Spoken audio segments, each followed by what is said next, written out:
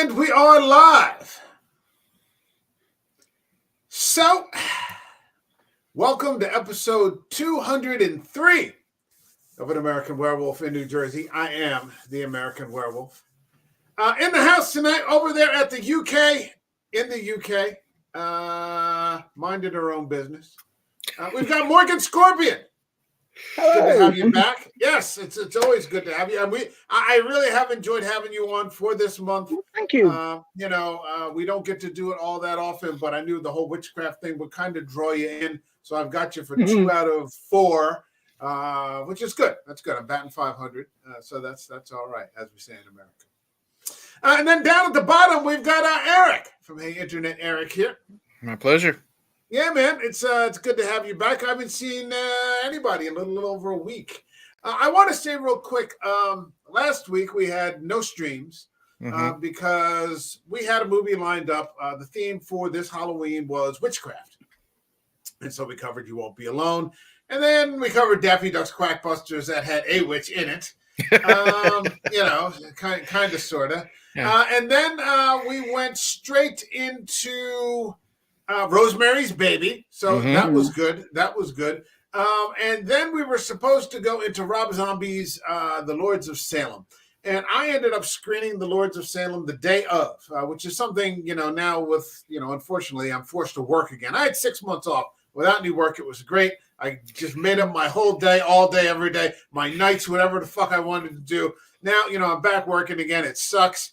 I have no time to myself. So I was watching the movie the day of, and I'm like, I don't want this movie on the show. It's just because it's not. I saw it once, and then I was watching it again for the second time. I'm like, either I've changed or I don't know what it is, but I'm like, this is just vile for its own sake, and it isn't the type of movie that I want to cover on the show. I'm a big Rob Zombie fan. I just kicked off the Halloween weekend watching the first Rob Zombie's Halloween, the first one. It's still great. I literally was caught up. I'm like, wow, this really still holds up. But that Lords of Salem was a different thing entirely, and it was just gross for the sake of being gross.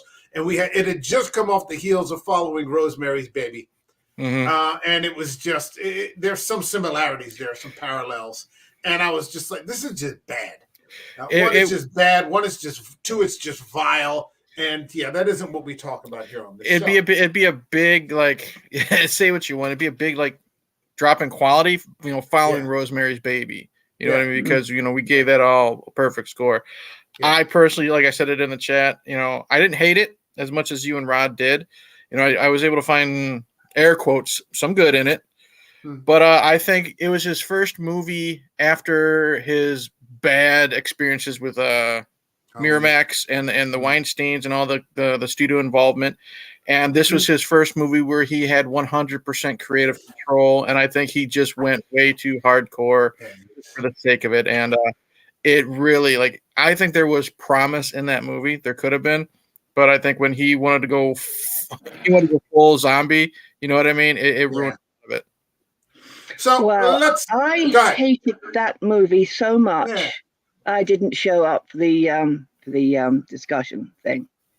I bagged out of that because I hate that movie. It's crap. It's complete crap, and it's a waste of some really good actors.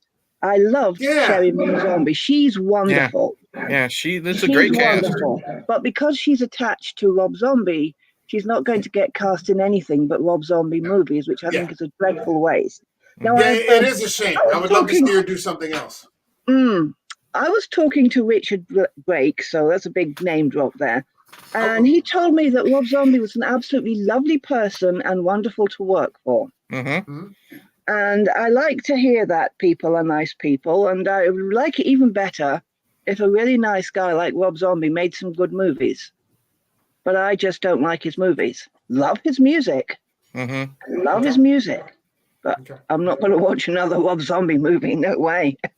Eric and I are both fans of the Halloween 1-2 punch, and I'm a big fan of The Devil's Rejects. Same here. I think it's one of the best horror movies slasher films, Mm-hmm. you know, that have come along in a very long time. Yeah. Especially coming off. I remember my friend Meg, who unfortunately is no longer with us, wanted to go with me. Wanted me to go with her to go see House of a Thousand Corpses. Mm-hmm. And I didn't know what to expect. And I remember I sort of left because I didn't leave, but I mean, in the last 20 minutes, as I was leaving after the last 20 minutes, I remember my equilibrium was off. Yeah. Like, that's how hard he went at it. I'm like, wow, this guy is really going for it. And I remember walking out of the theater. I've never experienced that before.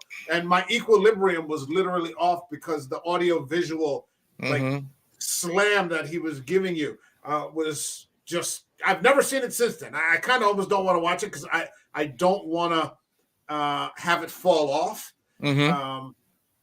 But then he came back with The Devil's Rejects, which was just this completely grounded, you know, cops and robbers, you know, slasher movie. And yeah, I love that movie. And I'm sure he has a couple of others that I'm trying to think. 31 was in. This I didn't like. I didn't see The Munsters. I started to see if we could throw The Munsters in here for this month, but I don't think The Munsters would fit for this channel. I mean, it's a prequel. It's really fucking goofy, and it's a horror comedy. Right. I mean, if my daughter enjoyed it because she liked it was a prequel. You know, she was a fan of the show with me, and it showed like how this happened and that happened. But it's not The Munsters, if you know what I mean. But it's not, you know, the typical. No, it's there's no white trash. You know, there's no rednecks. It's rated PG. It's goofy. It's fun. It's silly. Some of the acting actually is really, really good. The guy who plays the Count is pretty spot on. So it's fun. So it's one of those, you're either going to really enjoy it or you're going to turn it off. So. All right. Well, Rob Zombie aside, we are here at the final film for this theme of the month. Which once again is witchcraft. And what I wanted to get into was another movie that I've only seen for the second time. Saw it the first time it came out living overseas. It's an Amazon original film. And Amazon is hit or miss with their original content. Some stuff is okay. Some stuff is really terrible. The first time I saw this, I was like, what the fuck is this? And immediately ordered it on Blu-ray. So I have a copy of this on Blu-ray. Watched it again the second time. I'm talking about 2018's Suspiria, which is directed by Luca Guadagnino. So if you guys are ready, shall we get it going? Yep. Boogie Boogie.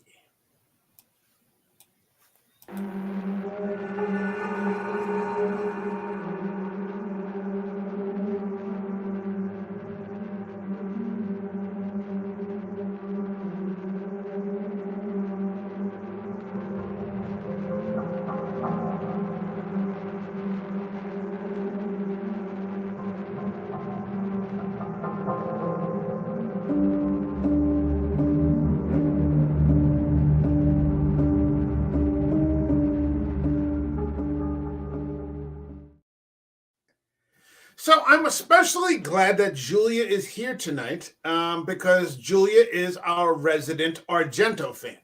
And this is a remake of an Argento film, I think, from 1977. So we're talking about 30 plus years. Now, this guy making this remake, I am in a rare position where I don't know what to think because the second time I saw it, which is now, I goofed and I sort of watched it, part of it last week. And then remember, we kicked the can at the last second and said, we're going to do it on Monday. And then I came home today after another batshit crazy day because I have to work. Fuck. And then, I came back and finished the second half. So I lost the continuity. I lost the continuity in the viewing. Eric, I don't know if you're an Argento fan. We'll get to that in a minute. I know that Julia is. Let's start off with Julia.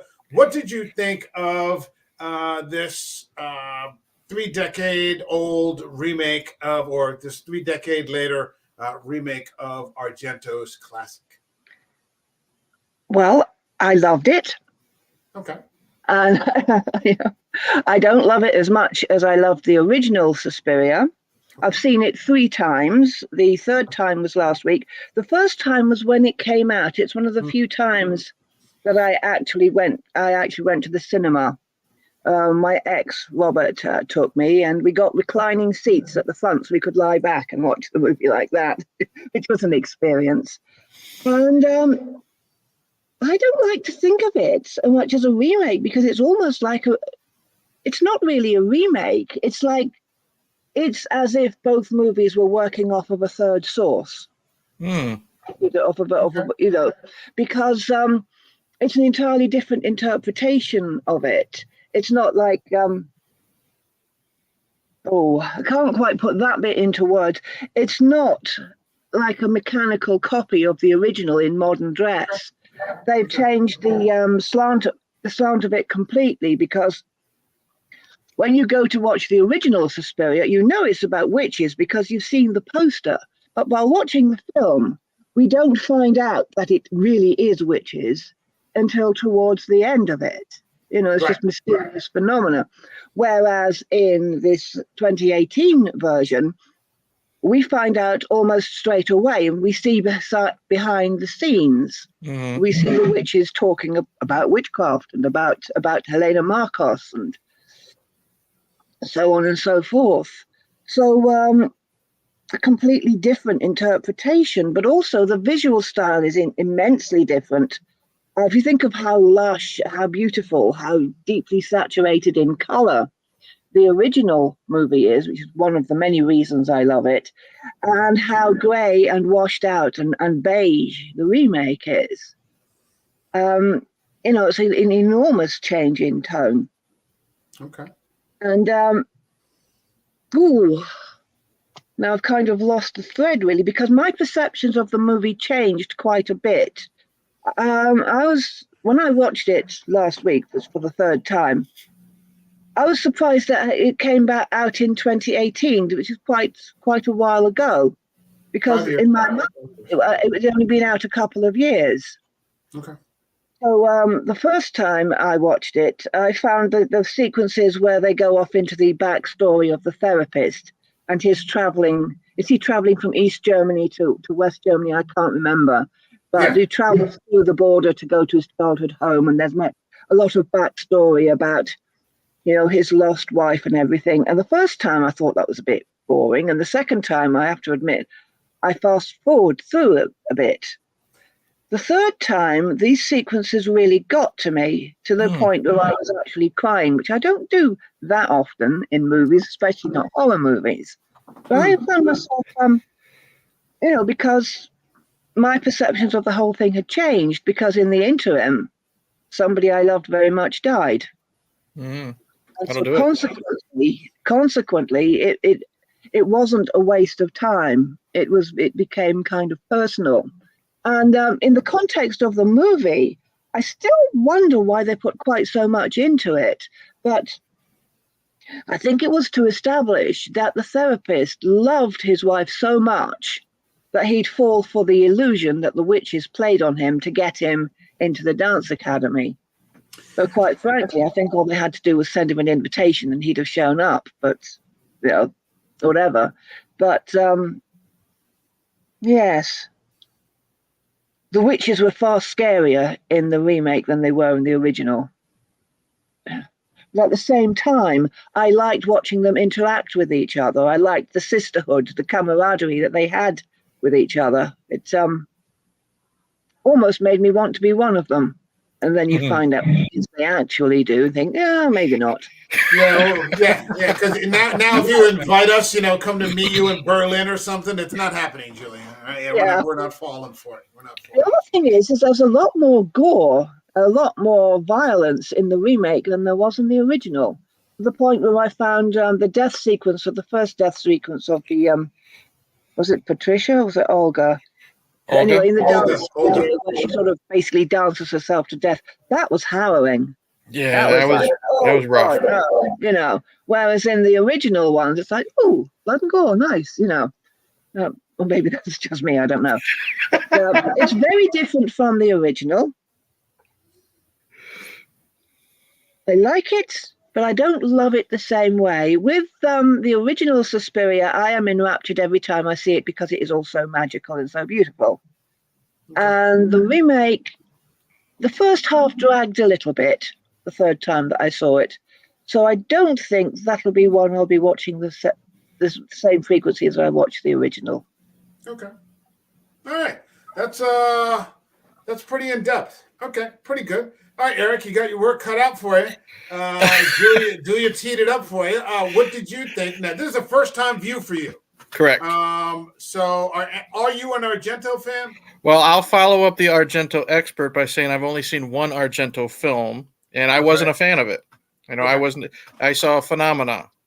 It's a very young Jennifer. Is it Jennifer Connelly? Donald Pleasance is in it, and it deals with witchcraft a little bit, but there's also there's locusts and a mutant child, and it's really, really weird. And I could have just not been in the mood for it. It didn't turn me off to Argento, but that's the only thing. I did not start off on the right foot with him. Okay. I was really interested in watching this one because I'm all for remakes. You know what I mean? I've always said that remake everything because the original will always still be there, no matter how shitty the remake is, or we could still have a really good film. You know what I mean? Either way.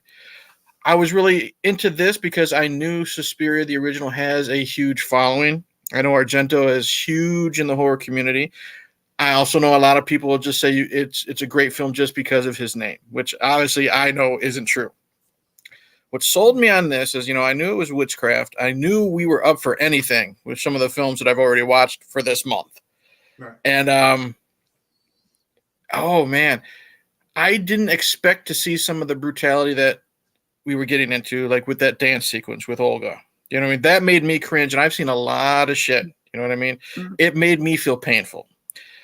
But the way the editing is done in this movie, a lot of times, that scene where she's dying, superimposed with the dance that the main character, not Sarah, but Susie, I think, is doing.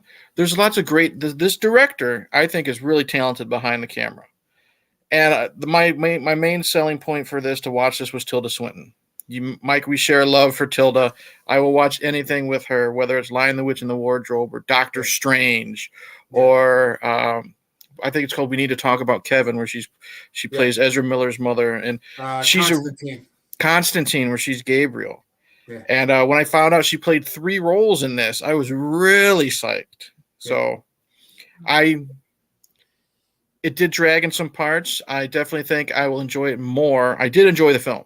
I think I'll enjoy it more with a rewatch now, knowing what I'm going to get into. Okay. But yeah, I did enjoy it overall. Okay. I think I didn't realize this at the time, although I should have, when I made up the theme for witchcraft, how very female-centered so many of these movies are. It certainly was the case for You Won't Be Alone.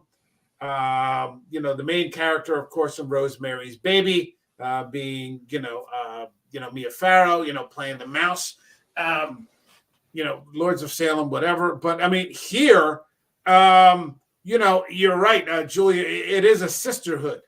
Yes. It's this dance troupe. And I enjoyed very much the fact that it took place during the Cold War.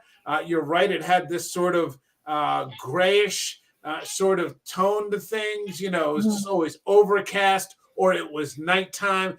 You don't get until, the last 2 minutes of the movie where you finally see some sunlight. True. It's German, so it sort of has a rough edge to things. The German language, doesn't translate. Get out of here, stupid cat. Doesn't. Stop it. You're being annoying.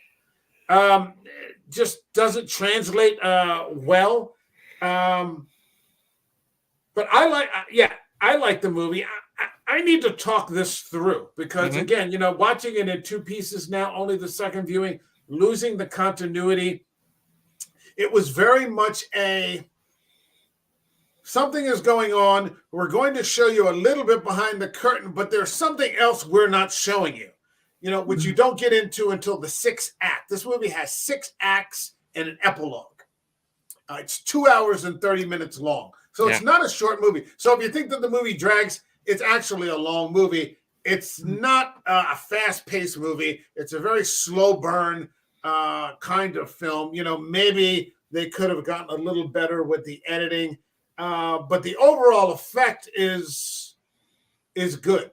It's good. It starts off in 1977, and Julia, my response with the doctor. In my mind, the doctor was one of the few innocents in this whole cast of characters. Yes. And the way that sort of men were treated, as either these, casual objects of ridicule, like what they do to the police officers, who end up, because, you think they're kind of buffoons, and then you see the doctor thank the one police officer who tried to help him find, I think, Anke after the war. And you realize that this man had gone above and beyond. There actually was substance to him. Yeah. To that police officer who, is quickly, they're quickly grabbed up by the witches and, made to be ridiculed and this, that, and the other. But, that they were actually people of substance.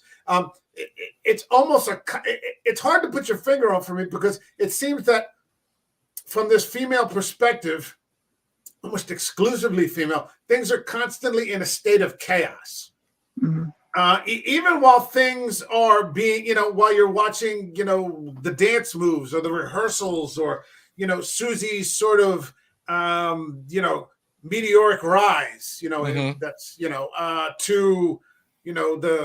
to be the hands or the heart or the whatever of the troop. It's just this swirling, churning kind of undercurrent that you can't quite put your finger on as to what the problem is. Because, you see the votes going on, but you don't really know what they mean. Right. When they're voting for Marcos. And what was the other name? Blanc. Blanc. Marcos or Blanc. And you're like, what does any of this mean? Right. So it's a difficult thing to put your finger on. And, it's my mistake for not putting the viewing together a little more succinctly now, and struggling with it struggling with an opinion on it. Yeah, I mean, I had to rewatch it from the beginning, which I went Monday. So I started yesterday and I finished it today, and it is definitely one of those movies that benefits to watch in one sitting. You know what I mean? With it being 2.5 hours, it also depends on what you got going on at home. But because it's both English and German, so you got to pay attention to the subtitles, because you might just miss something important. But I really liked this doctor character, and you're right, he is an innocent in this, played by Tilda Swinton. You know what I mean? I was just going on IMDb, like, for behind the scenes stuff for any type of information. That was Tilda Swinton under all that makeup. And she just thought it would be fun to do. And I think she gives a great performance as him and as the dance instructor Blanc, Mrs. Blanc. So, two totally different roles played by the same person. I thought that, I mean, she's like, you and I always say, she's just regal and beautiful. And I could watch her do anything. And she just has that bone she's not like bimbo-y, kind of beautiful. It's just this like intelligent thing. She's always looked like a porcelain doll to me. You know what I mean? Yeah. She's got those features that are just sort of carved out that way. But it starts out in 1977, and it's good to know the Palestinians were still taking hostages back in 1977. So not all that much has changed today. And you've got these, these terrorist groups, the Baader Meinhof groups. So they're touching a little bit on the politics of the time. You're in the Cold War, so there's East and West Germany. And this girl just kind of shows up, Susie, and you find out later she sort of has abandoned her dying mother for a chance to audition for this dance troupe in Germany, which is secretly a witches' coven.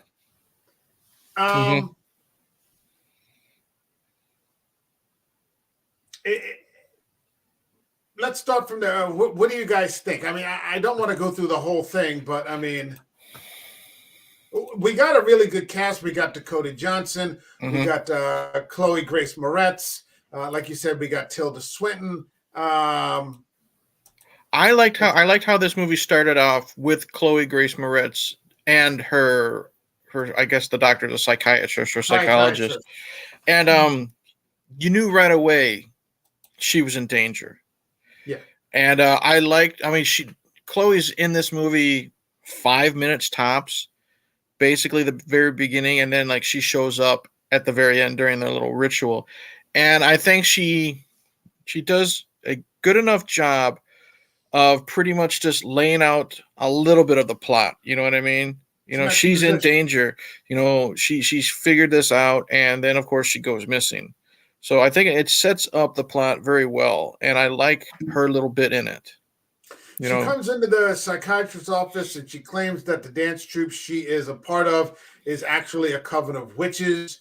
She's very paranoid, believes that they're watching her at all times. You know, they could be anything that has an eye. Like there's a picture of a person on the wall, you know, and their eyes, like she wants to turn the photo down. So, you know, she comes across as sort of like this paranoid, you know, mentally ill person. But of course, you know, we understand, or at least I understand right away, or I think we all understand, that her distress is very valid. Right. You know, that they've gone underground since the Cold War. You know, this very, very, very old witches coven that just continues and, you know, just goes on and on and on and on. You're right. Tilda Swinton, you know, playing three roles.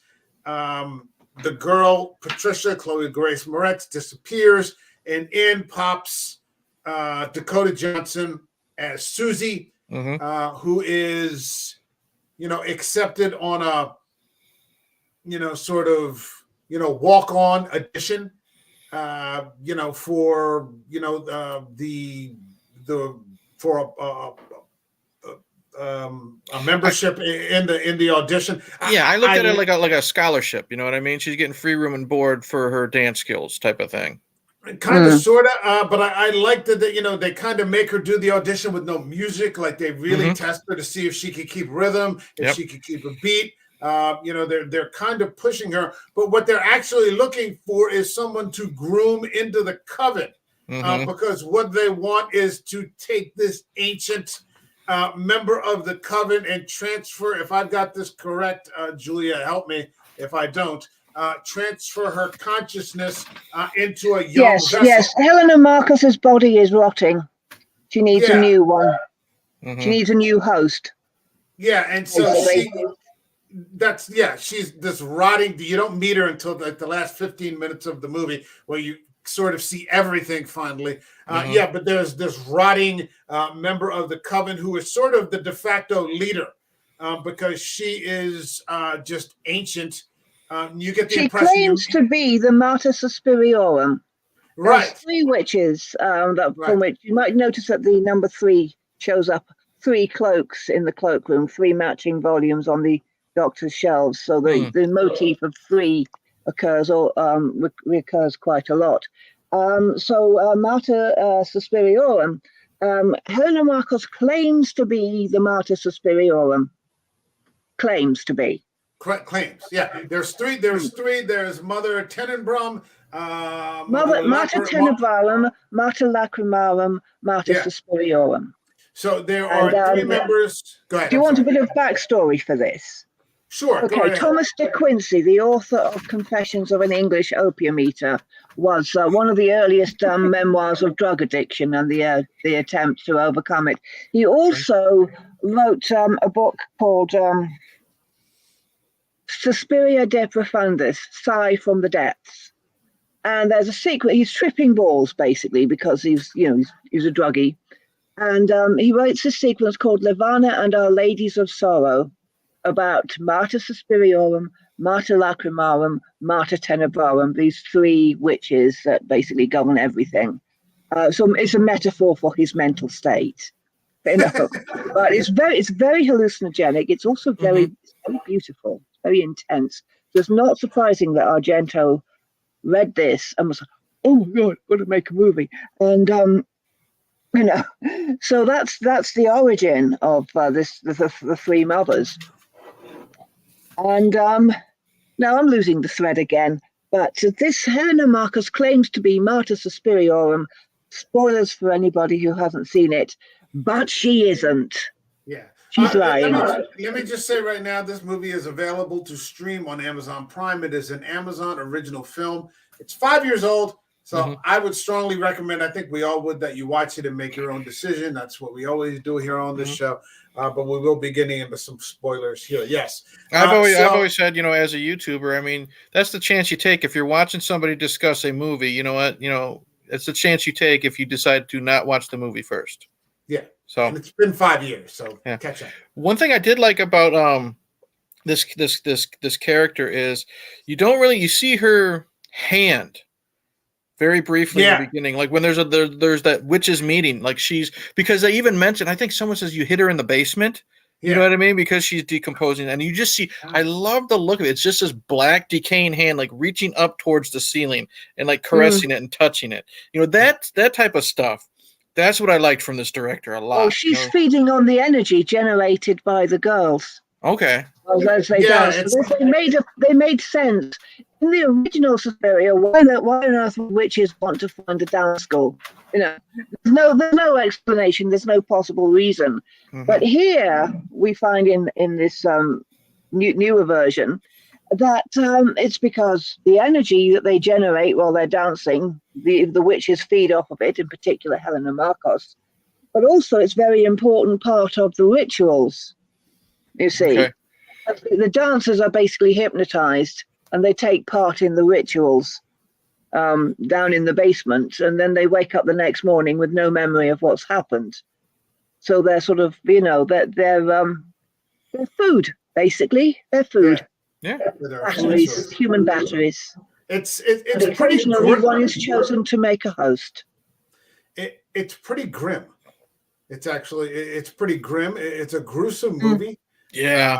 When you consider all these things, and like nobody can leave. You see what happens to Olga. Like you either understand what's happening or you start to. There are certain girls in the troupe that aren't in on it, or they are, and they just want that they undercover what's happening here, and they want no part of it. Olga calls the place a box of rabies. I just thought that was a great fucking line, but she doesn't get to leave, of course. Right. These witches are quite cruel and sadistic. But what happens is the Susie character seems to be catching on much faster than the heads of the coven have been preparing her for. Right, because she was able to do that dance, that no one can do this dance, their first time. And she says, "Oh, I've memorized it by watching it on television," or something like that. And she pretty much got it like that, her first try. Yeah, so there's this because they have to prepare them and let them in on it. But this girl seems to intuit exactly what it is that these women want and let them know that she's intuiting what their intentions actually are. And it's taken them aback quite a bit, if I've got this correctly. Tilda Swinton, sort of, embraces her, sort of, takes her under her wing, so to speak, tries to shield her, tries to mentor her, tries to bring her along, but she's not 100% sure that she wants her to, be the vessel for Mother Marcos. Well, if she's the vessel for Mother Marcos, she'll cease to exist. Yeah. She'll just be a shell inhabited by, I noticed approximately 2/3 of the way through, one of the witches commits suicide by stabbing herself in the throat. Right. That's Tilda Swinton also. No, it's a very different person, a short woman with light brown hair. Yeah, I think the third role was Tilda played was the witch on Is Helena Marcos. Yeah, Helena Marcos, the is cane and everything. That was so anyway, Tilda. the thing is, so when this young witch commits suicide, presumably because she feels terrible about the dreadful things they're doing to those girls, that means the coven is now one person short. So they've got a vacancy. Good point. So I'm wondering if it's Tilda's Swinton's. Oh, grief. Can you still hear me? Yeah, I hear you good. Yeah, my screen just suddenly went funny. Okay. Is that Tilda Swinton may be wanting to groom this girl to be the 13th member of the coven? I don't think she has any real interest in letting her do what the rest of the group wants. They don't want her to, use her body to become a vessel. Yeah. I think she cares about her more than that. She senses that she can do, because I mean, if you're just going to be the vessel, like it feels like anybody can do, like any body, any physical body could do that. Any boob, any bimbo, anybody, it could be a job for an Olga or a Patricia or, something like that.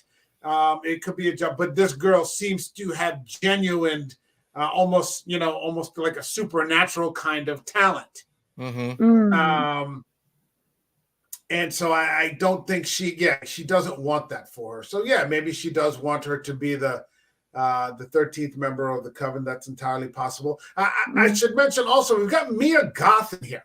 Now, this is not the first time I've seen Mia Goth, but this is 2018, as far back as I, have any recollection of her. She's really good at this. As Sarah. Another girl who sort of catches on to what's going on is a friend of Patricia. We should mention that there's terrorist bombs going off, and they sort of say that Patricia became part of this Bader Meinhof group and was killed. In a terrorist attack. She wanted, because this is the Cold War.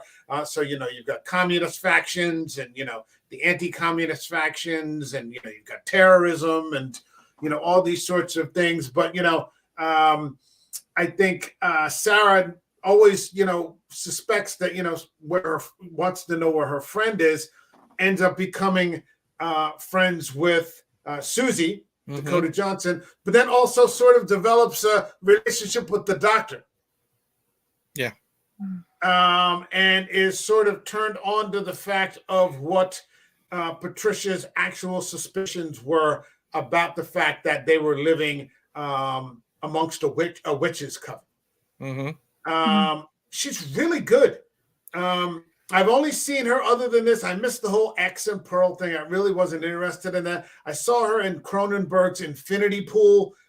She was pretty good. I'd like to actually watch that again. Infinity Pool. You should watch Pearl. You should. I'll take a look at it. I haven't, the whole thing about like making a slasher movie out of a porno, and I'm like, oh God, this is too. Well, I've heard Pearl. You don't even have to see X to actually enjoy Pearl. I've heard a lot of people. I've never seen it. I've only seen X, which I wasn't really a fan of. I've heard a lot of people who do not like X really enjoy Pearl because it's a prequel. I'm not keen on X either. It passes the time. It passes the time. But to really see, to use an old-fashioned word, a bravura performance in Pearl, Mia Goth is just gobsmackingly good. Okay. She's not just a good actress, she's a great actress. And it's a shame, because I think there's always the possibility that someone like that could get, in the same way that Sherry Moon Zombie, although probably to a greater extent even, pigeonholed in these horror movies. Yeah, she's definitely like the new it girl of horror right now. Yeah, and so you have to go for like the top tier kind of stuff, because she was really good in this. And this is an ambitious remake. I mean, you can tell that the guy who made this and the people, they gave a shit. Yeah. So this is, what I would consider to be a worthwhile remake, even though, Julia, is assured this is not a frame for frame sort of copy. It's, like you said, almost an interpretation from a third source that, both films made. But, she goes, into Pearl and X, and then Cronenberg, he's doing body horror, but it's still Cronenberg. So she's still at that point, for critical acclaim, with top directors or, top, films or something like that. But yeah, it would be great to see her do something other than a horror movie, and give her, some sort of opportunity that way. But she was really good in this. And again, the witches, great cruelty, with what happens to her and the leg break and, all these different things. It's pretty awful. I was just looking up Mia Goth, and apparently she is, how many times it's been rewritten. She's going to be in the Blade movie for the MCU, but she's also going to be in Del Toro's Dr. Frankenstein. And I think I don't know who she is. I don't know if it's going to have the bride or not. But she's got to be Elizabeth. She's got to be Elizabeth. Yeah, it's not giving any. It's not giving any character type or character names, but Mia Goth, Oscar Isaac, Andrew Garfield, and Christoph Waltz are all signed for it. Okay. Then she's Elizabeth. Okay. So, I mean, that they're bringing her along for these performances, and, a couple people are getting chewed up along the wayside. The doctor's doing what he can. And I couldn't remember what happened to the doctor. By the time we get to the end of it, when those women come screaming out of that building, like, he meets Anka again. Good and God. He's like, oh my God. And like, they're walking and I'm like, oh, this is great, because he isn't innocent in all of this. Mm-hmm. He's just trying to do the right thing. He's trying to help these girls that sort of keep coming to him, Patricia, and then trying to help with, you have a difference of opinion on that one? You don't think he's... Well, firstly, a man of his age who's lived through the Nazis has no business being innocent. Doesn't mean he's not a good person, but if he manages to reach that age while he's still innocent, I think there's something greatly missing in him, for a start. But when the witches grab him and drag him in to the to the dance academy, one of them says something, as we tell you the truth and you say we're delusional. Yeah, this women tell you the truth. A long history of not believing what women are telling him. Didn't believe his wife when she told him they had to get out of Germany. Didn't believe Patricia when she told him about the witches. Didn't believe Olga. I think he started to believe her. I think he began to suspect that maybe there was something in it. But at the same time, if someone had told you that, there was a witches coven, I mean, it's not like if he had said that, she was part of the Bader Meinhof group. Okay, that's something tangible. Mm-hmm. Like with the doctor, there's an issue of suspension of disbelief. So he has witches to be, exist. There are plenty of people who claim to be witches, who call themselves witches. Most of the people that I know that claim to be, most of the people that I know some Wiccan people, this, that, or the other, I usually just call them idiots. This sort of thing. Now, whether there's something other than, the Wiccan. Whether you believe they have supernatural powers is a different thing. Mm-hmm. But witches exist, covens exist.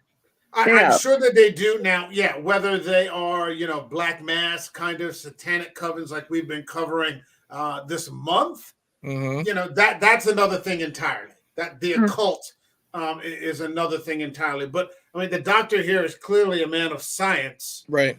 This girl who's turning down pictures, in his office because, the people have eyes because she thinks that the witches coven can see through if you walked into a psychiatrist's office doing that kind of thing, he's probably not actually going to believe that what you're literally saying is true. Now, the doctor is not without fault here. So when I say he is an innocent in this, I think specifically what I mean is that there's no malice. Did he get it wrong? Did he get it wrong? Yes. Right. He got his fault is that he got it wrong. But I think if you walked up to the average person on the street and talked about witches covens, they probably would get it wrong in the same way too. And so that kind of thing. But they don't. Again, there's a very I don't know. There are no, like, none of the women in the dance troupe have relationships. They don't seem to. There are no men, no boyfriends. Right. None of the women are married. So I don't know if these women, have some sort of anti-man, sort of thing going. This, we hating men sort of thing going. Because at the end, when, Mother Suspiria comes to visit him, she says, we need guilt and shame. We just don't need yours. So whether the coven is separate, has become detached from, what the mother actually wants. Right. It seems to be a relevant question. I think that they've descended into this cruel, sort of, closed off kind of thing that doesn't have any interaction with the world. And so you don't have anything to sort of reflect off, that would, give you a different perspective. But, that's not, it seems to be when we get to the end and we find out, that Mother Suspiria has been with them all this time. When she does go to visit, the doctor, she has compassion. Yeah. She has empathy. She has kindness. She has to protect, her coven. Don't misunderstand me. But it's not, you get the impression it's not going to be run the way that it was. Yeah. Right. Well, it's, we have this big ritual at the end, in which it is intended that Helena Marcus's consciousness will be transferred into a new body. But the ritual is to transfer the Mater Suspiriorum's consciousness into the new body. Right. And Helena Marcos is not the Mater Suspiriorum. She's lying, basically, to get power. But what I think has happened is the real Mater Suspiriorum's consciousness is transferred into the new body.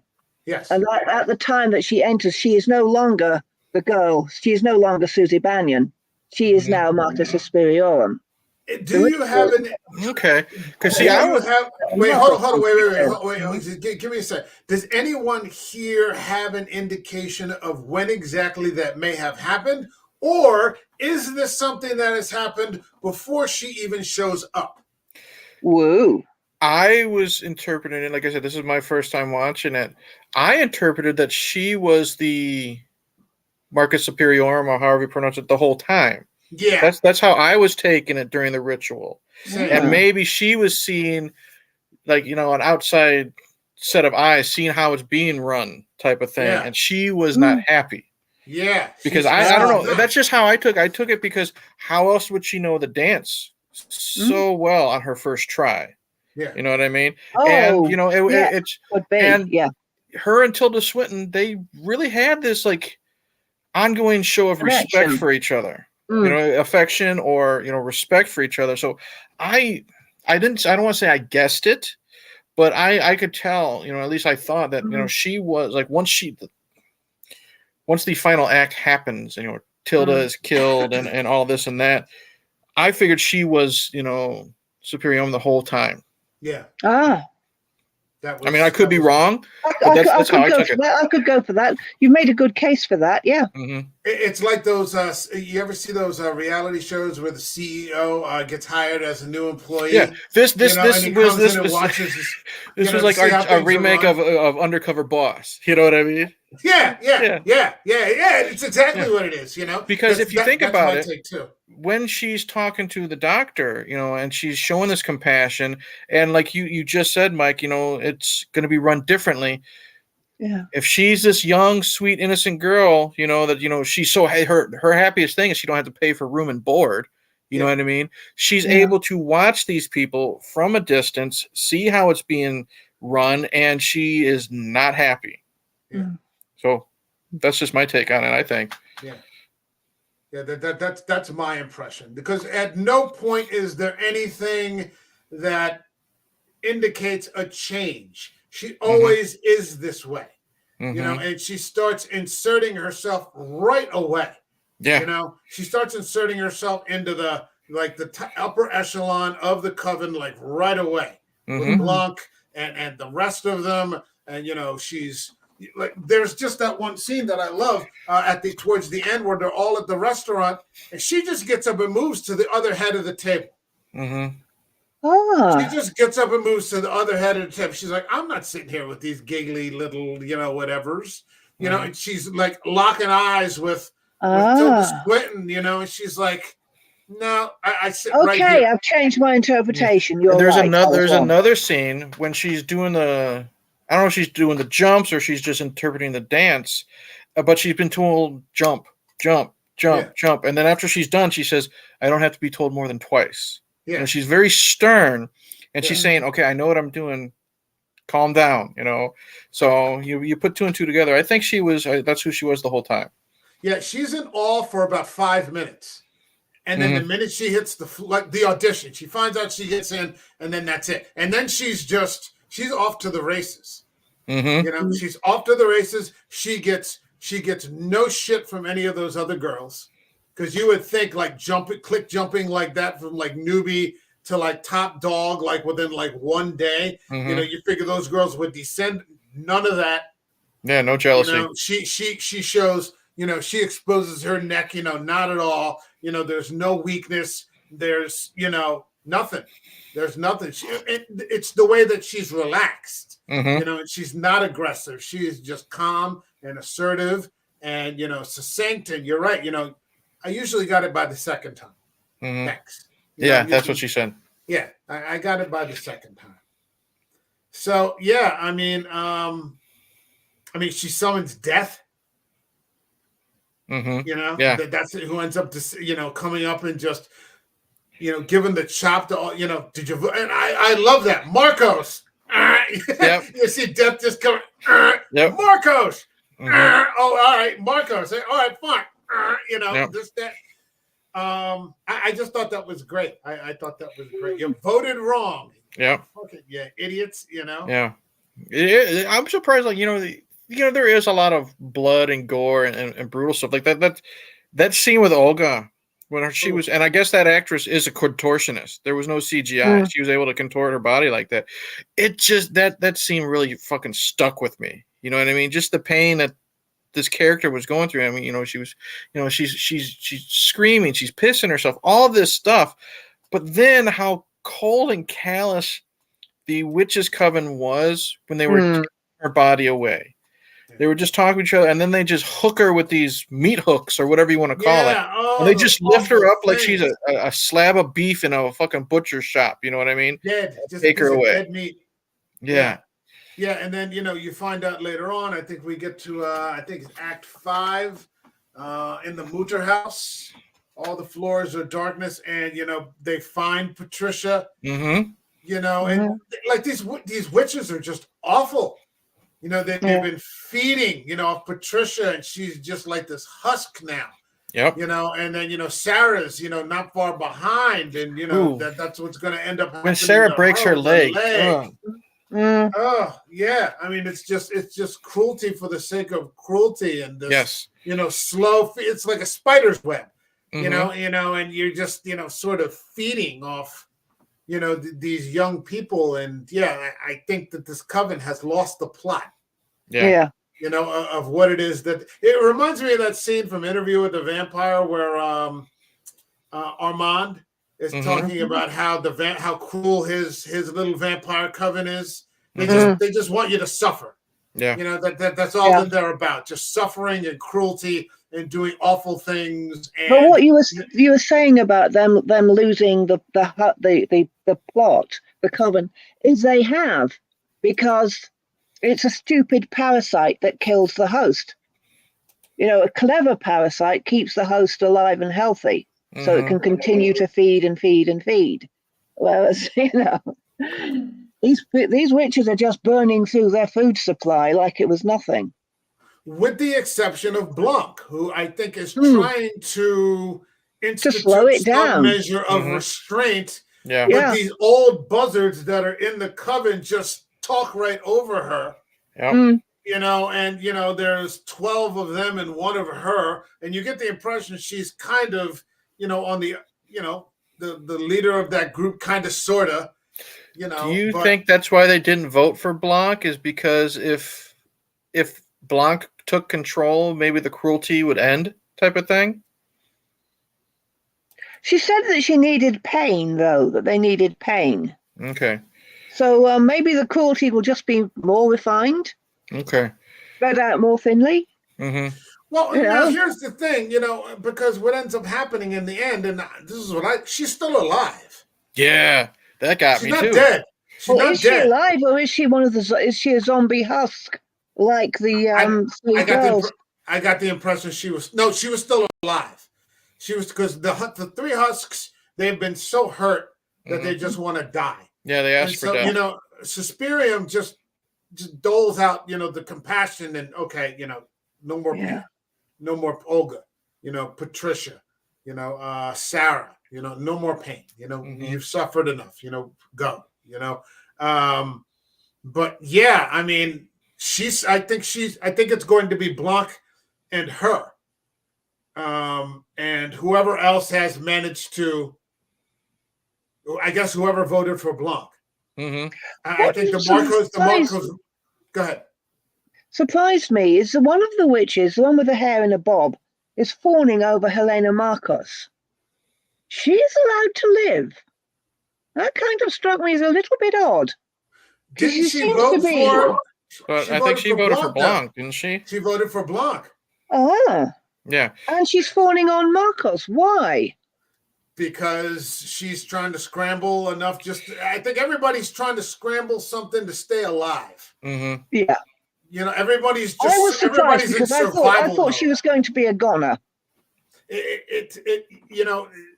Despite this elevated sense of things, there's just this constant fight or flight, kind of thing going on where, anything could happen at any moment, and it's usually going to be something awful. Yeah. Yeah. So you're just going to saddle up to whoever you think is going to keep you safe, and protect you. And yeah, she got it right. Yeah, accidentally, because when that scene where you hear everybody, Marcos, you do hear one or two Blancs in there, like thrown in there. You might not pay attention. If you're not paying attention, you might overlook it. And maybe it's just fear. She sees what she's up against when Marcus. She kills Blanc and all this and that. So she's like, all right, I'm against it, but to survive, I'm gonna go with this choice. I thought of one possible interpretation I thought of is that she likes Marcos for some reason she likes Marcos, but she thinks Blanc would make a better leader. It's possible too. It's possible. It's possible to like somebody but acknowledge they're not particularly good at something. Oh yeah, absolutely. It's an interesting film, and it's got an interesting twist, and it's got some characters that are pretty well developed. It's not the greatest movie I've ever seen, but it was a worthwhile addition for what this theme was this month. Yeah, I mean, I talking through it has helped. I've said that before. Like the continuity. There's a couple episodes I've been on with you and John. I think one was The Green Knight, and maybe the other one was Lamb. The conversations help you enjoy a film more. That understanding does help. Yeah. Well, I'm going to watch Suspiria again. Maybe not soon, but soonish. And this time I'm going to go with the premise that she was Marta Suspiriorum right from the beginning. Yeah, I think she was. I'm going to do that. Yeah. See if it lines up. Susie, S-U-S, Suspiriorum, S-U-S. Who knows? Yeah. Maybe they're trying to tell us something. Yeah, I think so. And I think, that's the reason why she just lays everyone to waste. It's funny. Has anyone seen I hate to bring it back to Interview with the Vampire again, but has anybody seen the new series? No. The new series is fantastic, Mm. and they have. You would like it, Julia. It's completely gay. Well, it looks. They're From like- what I've seen, it looks. They're like It looks I much swear to more up God. my street than the original. Yeah, they're bare ass naked in the coffin together. I'm like, this is not fucking Anne Rice. I don't know what the fuck is. I don't know why we're seeing Lestat's ass. But, Well, all as right, far as I'm fine. concerned, they can keep their clothes on because they're not my type. But they Well, certainly look like vampires. Well, I can't figure it out, but that seems to have been grabbed by that community. But it's still a great fucking story and it's a gory fucking vampire. They've modernized it. It's very loosely based on Anne Rice right now, except for the main character. And you were against it at the beginning, weren't you, Mike? Yeah, because I'm anti-you. I'm like, we need no more remakes or reboots. But there have been a few times that they've done it, like with Hannibal or so on and so forth, with Brian Fuller. This is fucking fantastic. So I just saw a scene from the new season with Armand and the guy they've got playing. Armand is in America. He's not in Paris. And the guy they've got playing Santiago, who is Stephen Rea in the movie, these cruel covenant vampire, they descend on this fucking house. And it's just like they're making these people suffer. Okay. Like they just descend on this mansion, and they're just making these people fucking suffer. And it reminds me of this coven. It's just cruelty for cruelty's sake. They want to stick that old man and strip him down, and probably stick him with those hooks, and make him suffer, and make his faults or his mistakes seem like sins. It's an evil thing to do. It's an evil thing to do. It made me wonder, like you talked about the whole, they're looking down on men and stuff like that. If you think about it, there's no men performing in this movie because the one man is a woman under prosthetics. You know what I mean? Well, there's the two policemen, they're men. Oh, that's true. And they end up naked, being, completely, made fools of. And like I said, there's that one scene where the doctor ends up thanking that one police officer who tried to help him find his wife after the war. So these weren't buffoons. This was a man. This was a good man. That police officer. But in the face of what was going on with the dance troupe, it just completely outmatched. So, is there anything in this?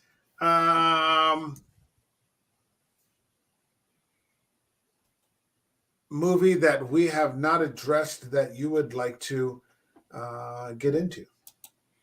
Not really. I don't think so. I've pretty much discussed everything I enjoyed with the film. Just one little thing I'd like to mention. We see that the policeman being ritually humiliated by the witches, and he appears to be in some kind of trance. When the doctor, the Tilda Swinton's doctor character, is talking to this policeman and he mentions the dance academy, the policeman instinctively puts his hand over his crotch, as if in some subconscious way he remembers what happened. That he's under some kind of post-hypnotic suggestion, if you will. Well, I mean, you saw that they erased memories, but yeah, I mean, I'm sure he probably wasn't going to see any of them again. Here, if the doctor runs into, it's entirely possible. It's entirely possible. All right, let's get to the part in the stream where we rate the film. This channel has a rating system that goes from 0 to 5, up by halves, all the way to all the way to 5. So 0, 0.5, 1, 1.5, all the way to 5. 0, for example, would be I'd rather wear wet socks than watch this movie again, all the way to 5, which is, this is the destination, this is cinema, this is why I cover and talk about movies in the first place. Julia, what is your rating for 2018's Suspiria? What do you got for us? Slightly difficult for me to rate this because I straight up would rate the original Suspiria as a 5. And I don't think this is quite as good as the original, but I still want to give it a 5. Okay.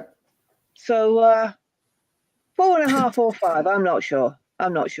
You got to pick. There's no wishy-washy here. 5. 5. 5. I think if you, I don't want you to feel that you're disrespecting the other movie to give this a 5, especially if you feel that they're completely different takes right? Of some third source for the I don't material. feel comfortable calling this a remake because it's too original for that. Okay, all right, that's cool. It's a good film. It's a damn good film. Eric, what do you got for us?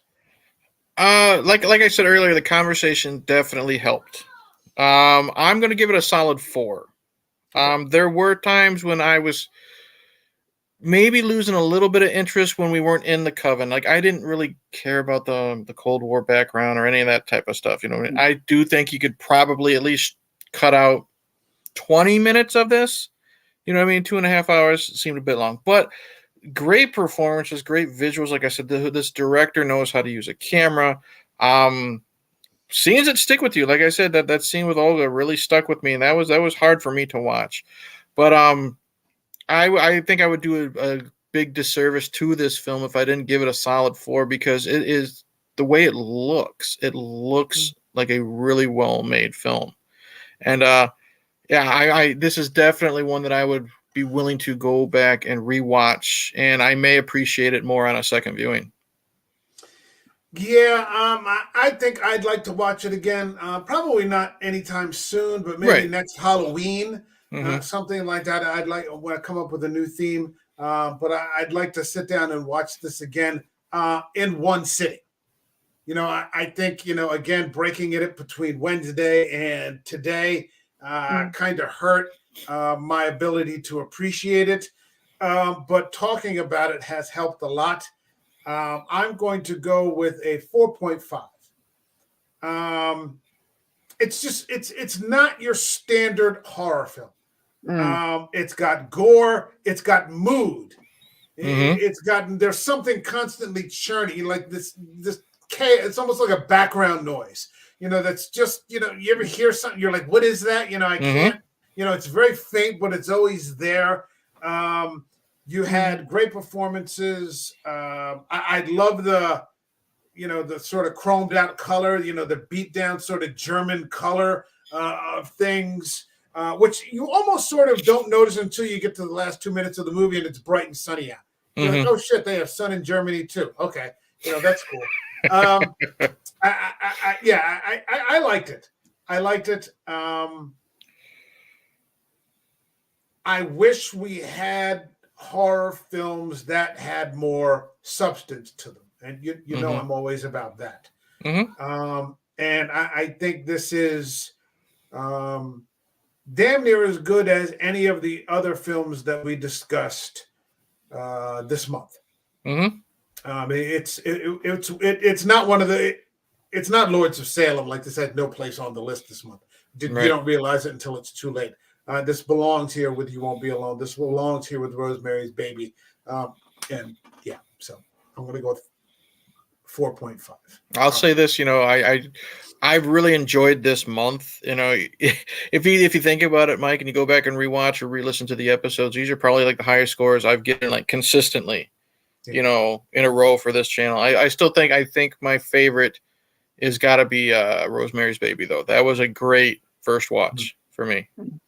Yeah. I got to say my all-time favorite movie as it applies to witchcraft is quite simply You Won't Be Alone. Because there's just nothing else like that. There's nothing else like that. I have to see that. It's so good. I've never even heard of anything like that. And it's just beautiful and it's horrific. Yeah. And it's just full of malice, but it's also full of like joy. It's a horror movie, but it's not a horror movie. It's cinema. It's cinema. It's a piece of cinema. And in a perfect world, I'd have everybody have every channel so we could talk about these types of movies every week, because there are tons of them that I want to get into. But accessibility is always an issue, and Not to bring this stream down, I was doing some research when I found out Tilda played those 3 characters. You know how lucky we were, Mike, that this was initially offered to David Gordon Green? Suspiria was. David Gordon Green was the director of the last 3 Halloween movies and Exorcist Believer. He was originally attached to direct this. So consider yourself very, very lucky, Mike. Oh my God. Man ought to be run out of town on a fucking rail. I swear to God. Just awful. All right, Julia, plug something. Sorry? Plug something. Plug something. 30 coins. 30 coins, aka 30 monedas. I believe it's on home box office. I got the DVD off of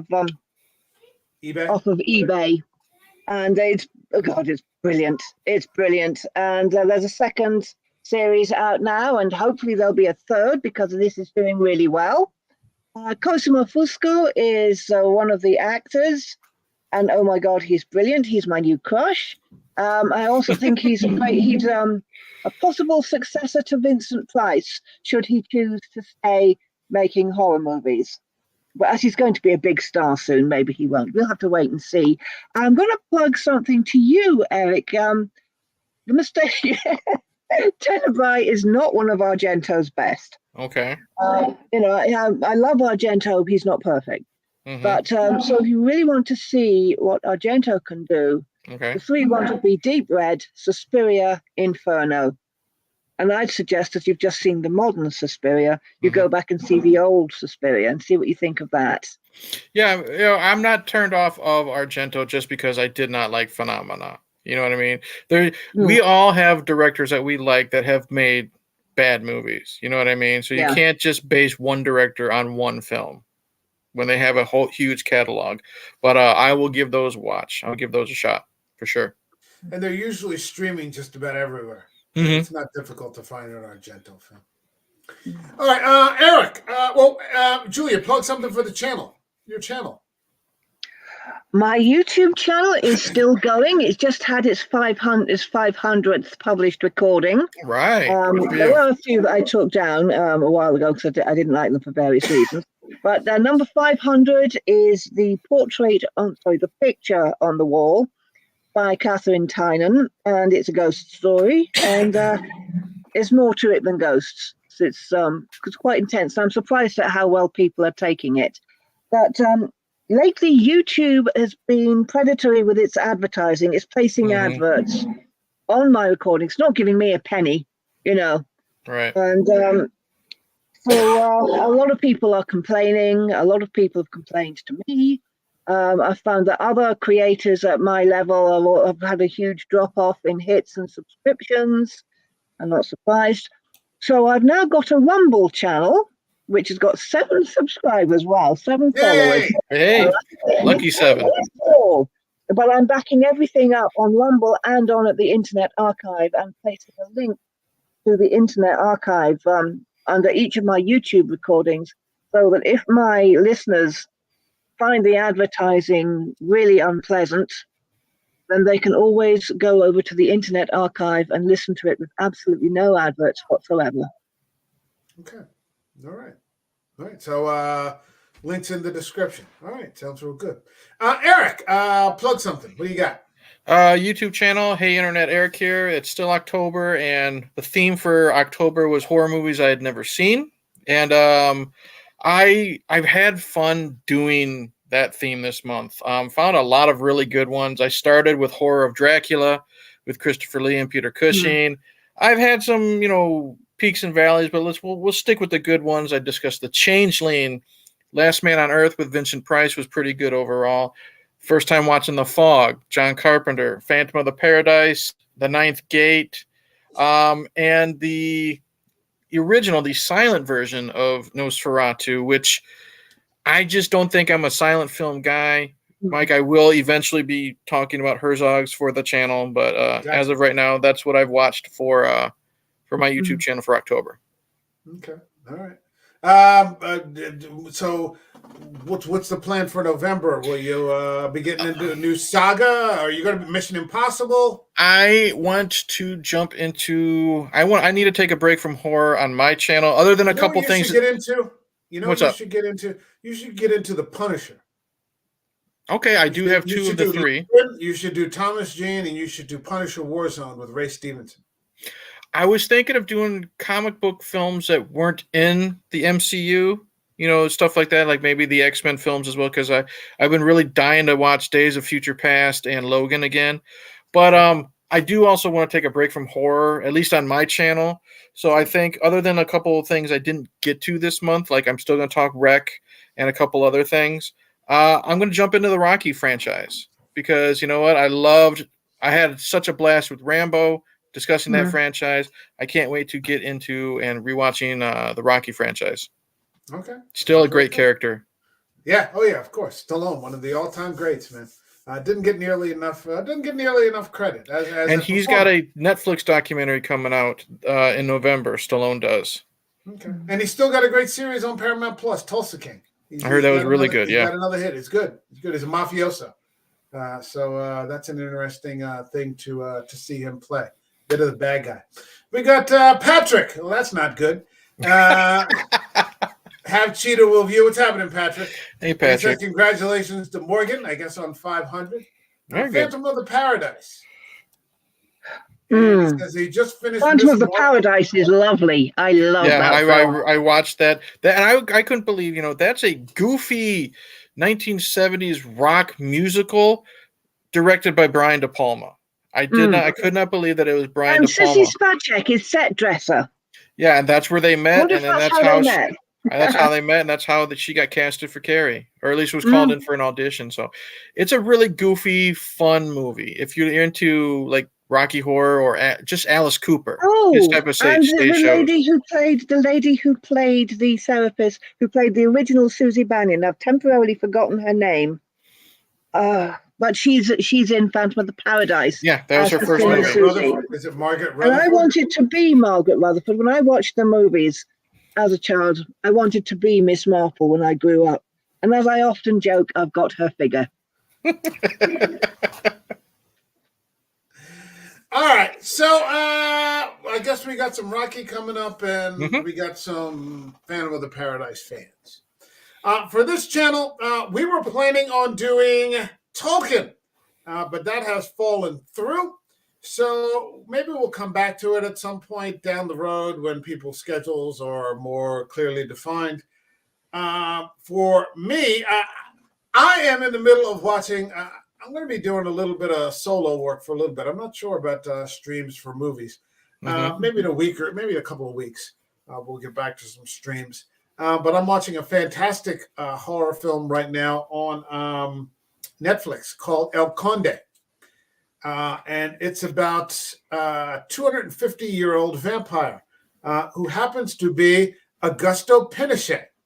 Augusto Pinochet is actually I've heard of that. Yeah.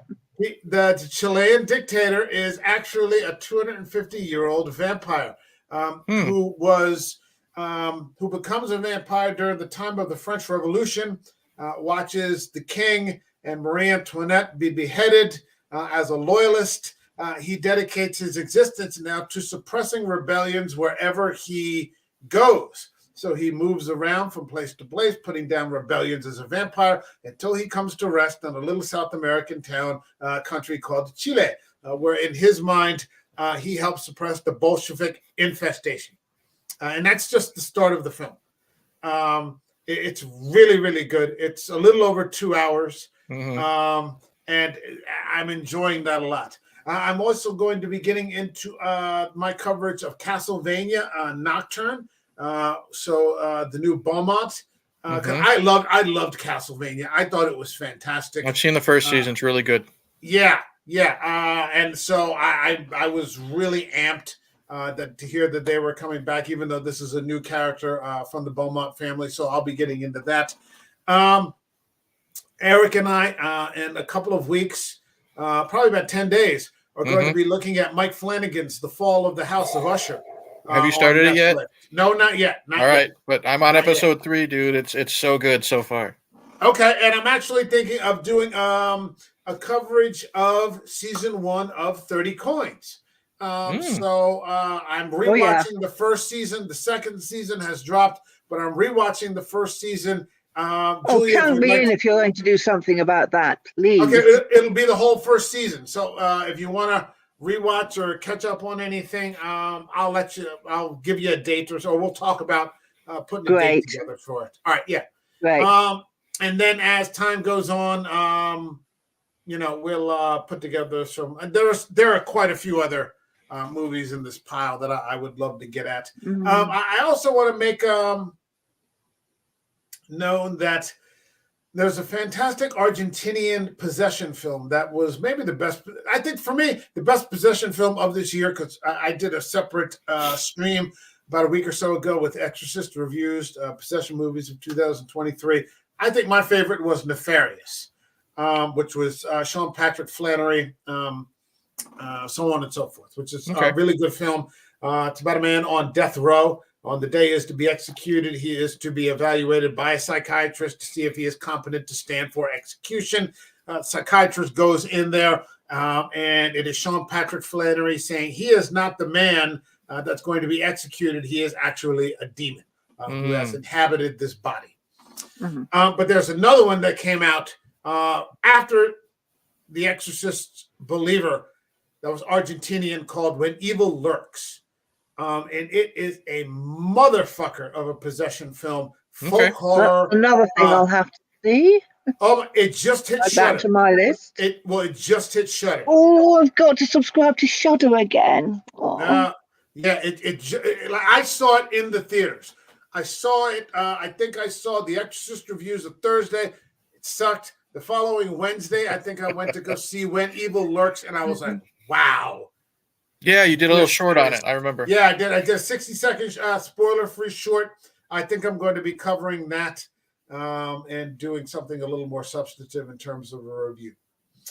Yeah, it's an IFC midnight release. I believe it is. I believe it's an IFC midnight release. So, all right. My thanks once again to the great and powerful Morgan Scorpion for taking the time to come and hang out with us and talk this Suspiria. I was convinced you weren't going to like this film. I'm glad to hear that you did. I'm glad to hear that you did. It makes me happy because I wouldn't want to have, with the time difference, I wouldn't want you to have you stay up late for a movie, you hated. I would feel bad about that. And you definitely helped with the conversation tonight. That's for sure. Yeah, absolutely. By helping us, filling in some context and giving us some foundational matter. My thanks to Eric. I've recorded Levana and Our Ladies of Sorrow on my YouTube channel. Want to hear it? Oh, really? Yeah. I'd like to check. I'm a De Quincey fan. Could you link it and then put it? We all have we have a 3-person DM. Could you put it in there? So hold on, I'll just do my best to find it. Okay, when you get a minute, not this second. You don't have to. And my thanks to Eric from Hey Internet, Eric here for hanging with me all month on this. It's been a ride, that's for sure. It's been my pleasure to bring these movies, first-time viewers. I think you were for all of them. Mm-hmm. So I hope it was worthwhile for you. Oh yeah. Yeah. Like I said earlier in the discussion, I think this month, thank you, Julia. Not counting, Quackbusters, that is what it is. But I think these have been like my highest and most consistent ratings I've given, in a row for at least a month. It's good stuff. And there's a lot more out there. And look forward to covering it. Now, the third year is coming to a close. I'll be going into year 4, and look forward to talking about more high quality shit. So, yeah, that's what the channel's about. All right, my thanks to the both of you for taking the time tonight. Got it. Patrick, it's good to talk to you in the chat. I'll see you guys all in the next video. Take care. Cheers. Thank you so much.